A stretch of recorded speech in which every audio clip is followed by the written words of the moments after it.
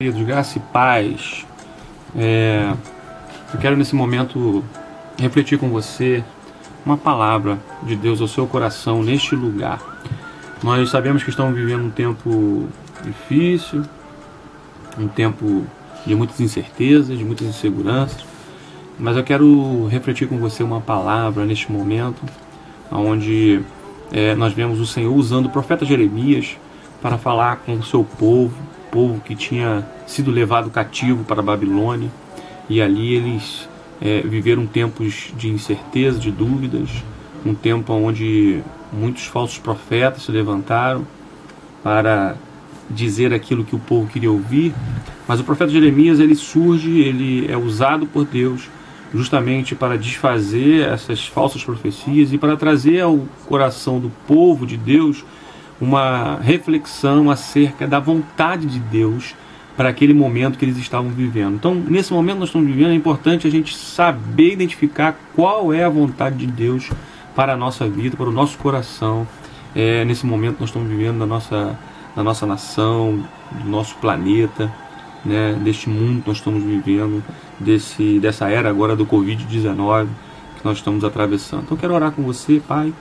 Muito obrigado por esse momento. Toca-nos com a Tua palavra. Fala, Senhor, meu Deus, aquilo que o Senhor deseja para a gente. Pai, eu preciso tanto do Senhor na minha vida, preciso tanto do Senhor no meu coração, Pai amado, em nossa igreja, ó Pai, em cada discípulo. Ó Deus, precisamos do Senhor. Toca-nos com Teu Espírito para a glória do Teu nome, Senhor. No nome de Jesus. Amém. Glória a Deus. Esse louvor aqui é muito bonito. E o Paulo César Baruch está louvando. Olha que coisa linda.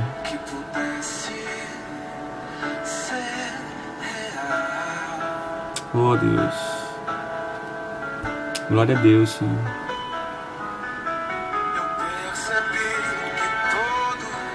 Buscam paz, porém em vão. Que procuram, não há solução.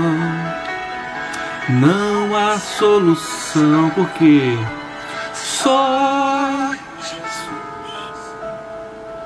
a paz real eu pude encontrar.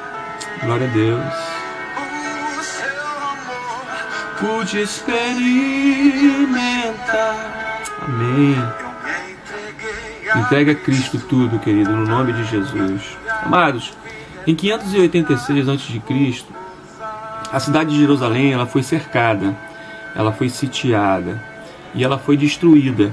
E a elite da sociedade judaica ela foi levada cativa. Os artesãos, os profissionais, os líderes, as pessoas mais bem dotadas de conhecimento, de intelectualidade, de habilidades, foi levada à força para a Babilônia, levada à força mesmo.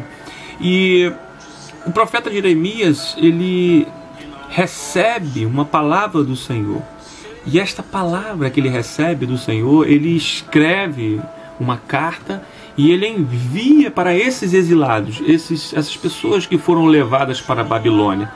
Então, eu quero ler com você esta carta, que está no livro do profeta Jeremias, no capítulo 29, dos versículos 4 até o versículo 11. Você pode perceber nesta carta claramente as orientações do Senhor para este povo, para os exilados, para aqueles que estavam ali cativos. E diz assim a palavra do Senhor, Jeremias 29, versículo 4. Assim diz o Senhor dos Exércitos, o Deus de Israel, a todos os exilados que veja que coisa interessante, olha Deus falando, eu o deportei de Jerusalém para a Babilônia. Então é claramente notório que Deus é que levou o povo para a Babilônia. Não foi Nabucodonosor, não foi os babilônicos, mas foi Deus. E ele dá uma palavra, ele diz: edificai casas, habitai nelas, plantai pomares, comei o seu fruto, tomai esposas, gerai filhos e filhas, tomai esposa para vossos filhos, dai vossas filhas a maridos, para que tenham filhos e filhas, multiplicai-vos aí, não diminuais. Procurais a paz da cidade, para onde vos desterrei, e orai, por ela ao Senhor, porque na sua paz vós tereis paz. Então, Deus dá a esses exilados algumas instruções muito fortes, algumas instruções maravilhosas que eu quero tratar com você. As instruções que Deus dá ao povo de Israel, que está exilado na Babilônia, eram bem claras, era para que eles viessem a se relacionar com a cidade da Babilônia. E isso gerou muita confusão, porque eles, na realidade, não queriam estar ali.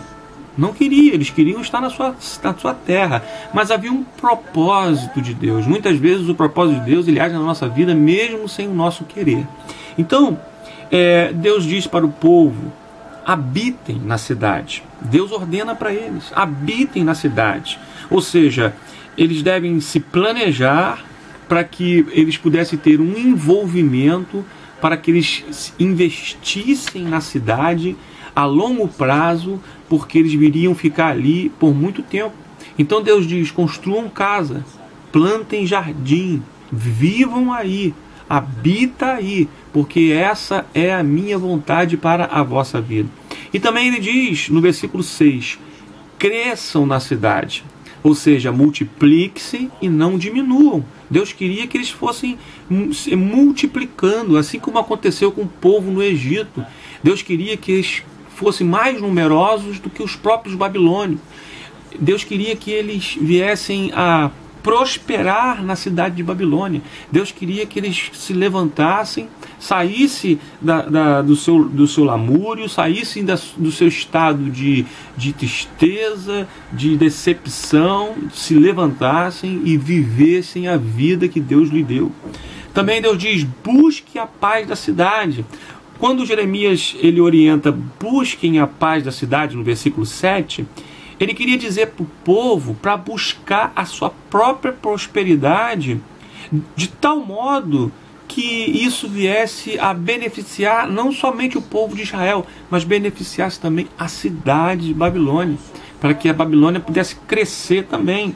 Porque Deus chama eles e usa eles para que eles usassem os seus dons, os seus talentos, os seus recursos, de tal modo que eles pudessem prosperar, contribuir para que a cidade viesse a prosperar. Eles não deviam usar a cidade para o seu próprio progresso, mas sim buscar a prosperidade da cidade, e consequentemente eles viveriam também em prosperidade. E também Deus nos dá uma orientação bem clara. No versículo 7 ele diz: orem ao Senhor em favor da cidade. Deus queria que eles estivessem orando pela cidade, orando pela cidade da Babilônia que nós estamos falando. Então Deus chama o seu povo a orar pela cidade. Então Deus ele denuncia aqui os falsos profetas. Você pode ver no versículo 8 e 9. E depois que ele denuncia os profetas, o Senhor dá uma instrução para o povo. Deus diz: morem na cidade, se envolvam com a cidade, busquem a paz da cidade. Ou seja, o conselho dos falsos profetas naquele tempo sempre vão contrariar o conselho de Deus. Agora, o conselho de Deus, bem diferente, ele contraria o povo e a vontade do povo. E isso é interessante, porque os falsos profetas, eles diziam: o cativeiro vai ser breve. Ou seja, não se envolva com essa cidade, permaneçam hostis a essa cidade. Para você ter uma noção do que o profeta estava promovendo, você pode ver no versículo 28, versículo 2 e 4, diz assim: assim fala o Senhor dos exércitos, o Deus de Israel, dizendo: quebrei o jugo do rei da Babilônia, dentro de 2 anos eu tornarei a trazer este lugar todos os utensílios da casa do Senhor, que Nabucodonosor, rei da Babilônia, levantou para a Babilônia. Também a Jeconias, filho de Joaquim, rei de Judá, e todos os exilados de Judá que entraram na Babilônia, eu tornarei a trazer a este lugar, diz o Senhor, porque quebrei o jugo do rei da Babilônia. Os falsos profetas estavam levantando prazos, estavam dizendo: vai ser daqui a 2 anos que esse jugo vai acabar, que a Babilônia vai cair, que as coisas vão acontecer. Cuidado com as profecias dos falsos profetas que vêm para poder aguçar o nosso estímulo contrário à vontade do nosso Deus Todo-Poderoso, né? Então, Jeremias, o verdadeiro profeta, ele vem para contradizer o falso profeta, que era aquele Ananias, né? E ele diz: o cativeiro vai ser longo, o cativeiro será de 70 anos. E nesse tempo, não fiquem ociosos, paralisados, lamentando, tristes, paralisados. Construam casas, habitem nas casas, evoluem, prospere, creia que a prosperidade dessa cidade será a prosperidade de vocês. Essa é a minha vontade. Então, o profeta verdadeiro é aquele que fala o que Deus quer falar. Já o falso profeta, ele fala aquilo que o povo quer ouvir. Então nós temos que ter muito cuidado com isso, porque existem, infelizmente, muitos falsos profetas em nossos dias que falam aquilo que o povo quer ouvir. O povo quer ouvir, mas Deus é aquele que tem os seus profetas que falam aquilo que Deus quer falar. Então, qual a relação entre fazê-los prosperar, que nós vemos aqui no versículo 11, e a prosperidade da cidade no versículo 7? É uma causa e efeito. Quando nós colocamos os versículos 11 e 7 juntos, nós vemos um princípio dinâmico em ação. Os fiéis encontrarão a sua própria paz e prosperidade, não ao buscar a sua própria prosperidade, mas quando eles contribuírem para a prosperidade da cidade. Então, quando os judeus abandonaram o seu ressentimento, quando eles abandonaram o seu desprezo para com os babilônicos e buscaram a servir a Babilônia, a fazer a cidade prosperar, é que eles também, nesta atitude, encontraram a sua própria prosperidade. Então, queridos, Deus estava dizendo de uma forma muito direta: a prosperidade deles será a prosperidade de vocês. E se concentrar e trabalhar para a prosperidade da grande cidade de Babilônia, onde o povo iria desfrutar de também prosperidade. Então, Deus é assim, ele amarra, por assim dizer, o destino do seu povo, a eficácia da cidade pagã babilônica, e a gente pensa: que loucura é essa? Para que o povo de Deus fosse próspero e abençoado, era necessário que a cidade da Babilônica também fosse próspera e também fosse abençoada. Há também instrução também para a igreja. Romanos 12, 21 nos diz o seguinte: Paulo declara: não te deixes vencer o mal, mas vença o mal com o bem. A gente tem a tendência de olhar a maldade do mundo, olhar as consequências que o mundo tem colhido, e a gente se isola, se achando indigno de vivenciar essas consequências também, de receber essas consequências, porque nós somos melhores do que os outros. Não, quando nós orarmos pela paz da cidade, quando nós orarmos para que a saúde da nação, do povo, do mundo volte a crescer e volte a estar bem, nós também teremos vencido o mal com o bem. Tito também, capítulo 2, versículo 10, declara que devemos ser mansos para com todos os homens da terra, Tito 3, versículo 2, não sejam contenciosos, sejam modestos, mostrando mansidão para com todos os homens. 1 Pedro 2,18 também diz: vós servos, sujeitai-vos com temor ao Senhor, não somente aos bons e humanos, mas também aos maus. Então, o que você acha disso, querido?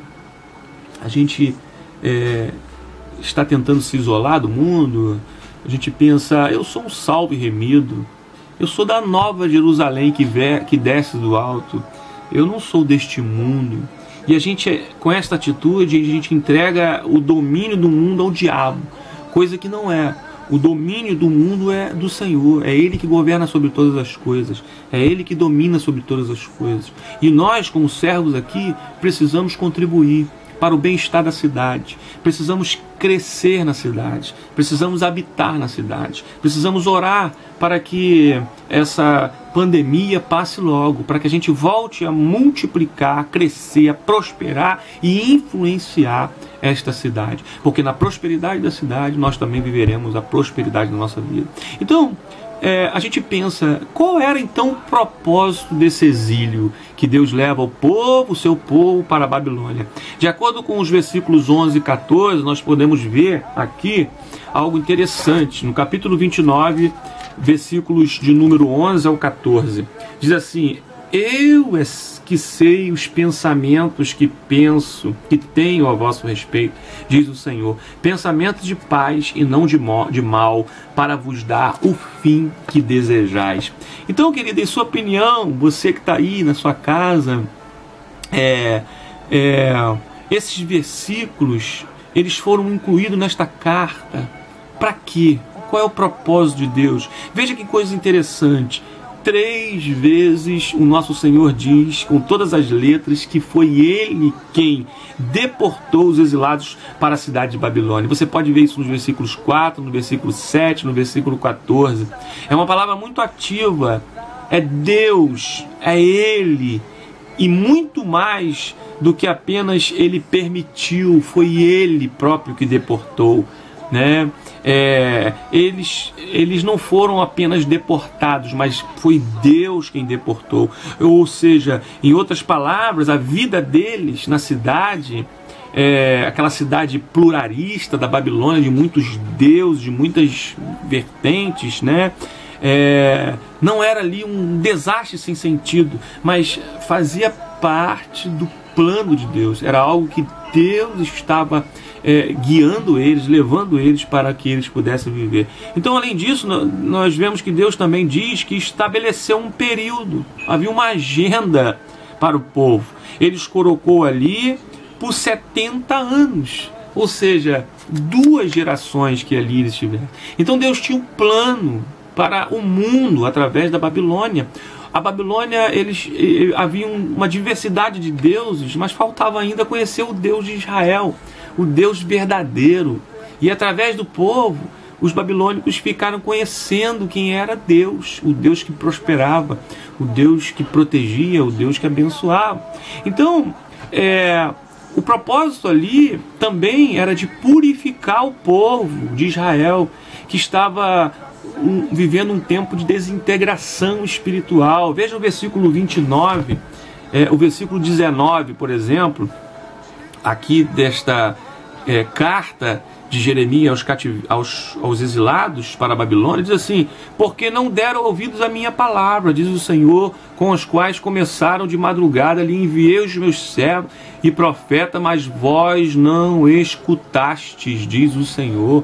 Eles não estavam ouvindo a palavra, eles estavam vivendo de acordo com aquilo que eles achavam certo. Versículo 23 também diz: porque fizeram loucuras em Israel, cometeram adultérios com as mulheres de seus companheiros e anunciaram falsamente o meu nome, palavras que não lhes dei, mandei dizer. Eu sei e eu sou testemunha disso, diz o Senhor. Ou seja, eles estavam fazendo o que lhe apraz, eles estavam fazendo o que eles queriam, estavam buscando com comunhão com Deus, com os seus corações voltados para o mundo. Vocês estavam buscando as coisas do mundo.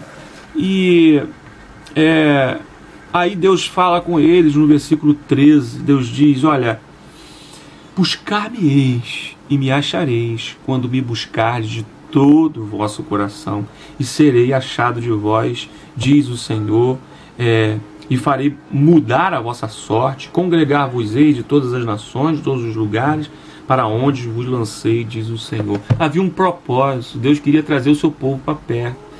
Deus queria fazer com que o povo sentisse falta de Deus. O povo não estava sentindo mais falta de Deus. O povo estava vivendo da forma que eles queriam. As igrejas estavam vivendo da forma que eles achavam que é certo. Foi um momento em que eles foram levados cativo para que Deus pudesse abrir os olhos dele e eles pudessem se voltar para Deus. Então, que nesse momento você possa parar, né? E se voltar para Deus numa vida de comunhão, numa vida de intimidade, numa vida de proximidade, porque Deus ele te ama. E esse momento que nós estamos vivendo não é um momento de punição simplesmente, é um momento de zelo, é um momento em que Deus está revelando a graça dele sobre a sua vida, a paz dele sobre a sua vida. Deixa eu orar por você. Pai, muito obrigado, Senhor. Abençoa a nossa vida, toca-nos com o Teu Espírito, Senhor. Revela a Tua vontade. Abre o nosso entendimento para que nós venhamos entender o que o Senhor quer para a gente, Pai. Pai, prepara-nos para aquilo que o Senhor tem para a gente após esse momento de exílio. O Senhor quer compromisso com a Sua palavra. O Senhor quer que nós venhamos a nos ativar, Pai amado, para os Seus propósitos nesse mundo. Buscar, Pai, o crescimento da cidade. Pai, viver aquilo que o Senhor tem, Pai amado, para a gente, já aqui na terra, a Nova Jerusalém. Que possamos buscar isso, viver isso, para a glória do Teu nome, no nome de Jesus. Amém e amém. Deus abençoe a sua vida. Deus é aquele que cuida da gente. Aleluia, glória a Deus. Deus abençoe, querido, poderosamente. Amém.